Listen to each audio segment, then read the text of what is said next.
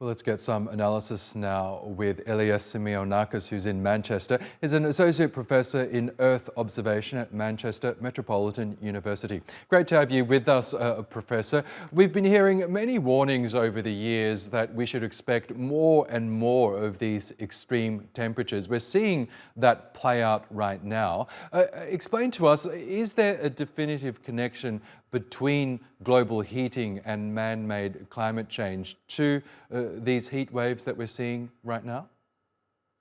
Absolutely. There is zero doubt about this. The scientific community has been categorical about the connection that you've just mentioned between man-made burning of fossil fuels in particular and the rising of the temperature of the planet and what that brings with it.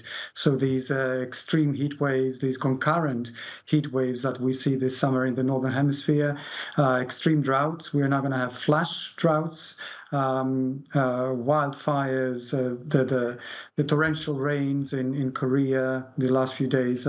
It's all happening because of the warming up of the planet. Yes, so this is scientifically proven for decades now. The science has been extremely clear about this.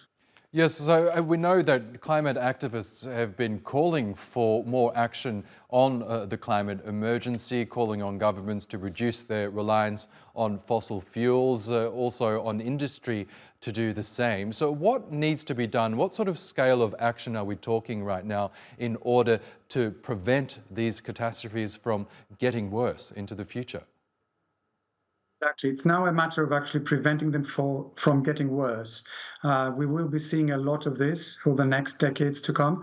So what we need to do to prevent it from becoming even worse and even more frequent is to scale down the use of fossil fuels immediately, stop any new extraction of fossil fuels. And this is not coming from, like you mentioned, the young people on the streets. This is coming from the National Agency of Energy, and is coming from the WHO and the UNEP and the United Nations.